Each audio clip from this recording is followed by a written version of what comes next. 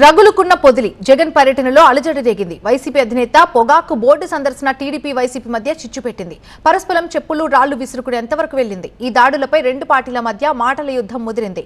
ఇక మరోవైపు కూటమి పాలనపై నిప్పులు చెరిగారు వైఎస్ జగన్. చంద్రబాబు పాలన రైతుల పాలిట శాపంగా మారిందన్న జగన్ వ్యాఖ్యలకి కౌంటర్ ఇచ్చారు టీడీపీ నేతలు. బకాయిలు పెట్టి రైతులను ఇబ్బంది పెట్టిందే వైసీపీ అని విమర్శించారు అచ్చెన్నాయుడు.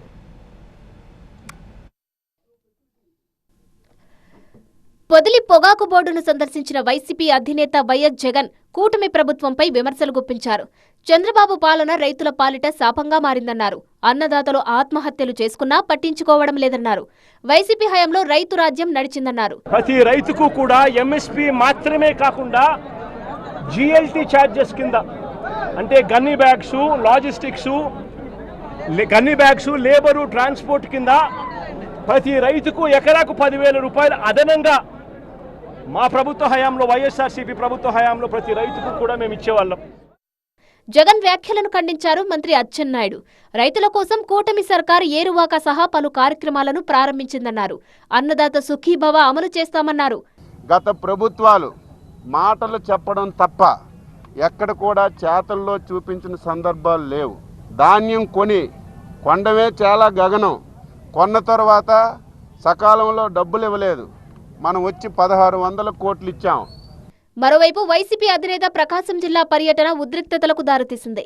జగన్ కాన్వాయ్పై దుండగుడు చెప్పు విసరగా అది దర్శి ఎస్ఐపై పడింది. ఈ క్రమంలో టీడీపీ వైసీపీ కార్యకర్తల మధ్య ఘర్షణ చెలరేగింది. వైసీపీ టీడీపీ శ్రేణులు పరస్పరం చెప్పులు రాళ్లు విసురుకున్నారు. ఈ దాడుల్లో కానిస్టేబుల్ సహా పలువురికి గాయాలయ్యాయి.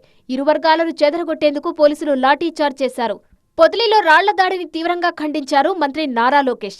శాంతియుతంగా నిరసన తెలుపుతున్న మహిళలపై వైసీపీ నేతలు దాడి చేశారంటూ మండిపడ్డారు. రాళ్ల దాడి చేసిన దుర్మార్గులను కఠినంగా శిక్షిస్తామన్నారు. పొదిలిలో మహిళలపై వైసీపీ చేసిన దాడికి బేషరతుగా జగన్ క్షమాపణ చెప్పాలని డిమాండ్ చేశారు మంత్రి లోకేష్. జగన్ పర్యటనలో టీడీపీ నేతలు కావాలని గొడవ సృష్టించారని మండిపడ్డారు మాజీ మంత్రి అమ్మటి రాంబాబు.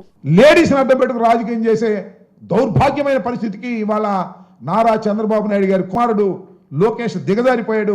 జగన్ ఎక్కడ పర్యటించినా వైసీపీ కార్యకర్తలే గొడవలు సృష్టించి తమ కార్యకర్తలపై నిందలు వేస్తున్నారని మండిపడ్డారు టీడీపీ నేతలు.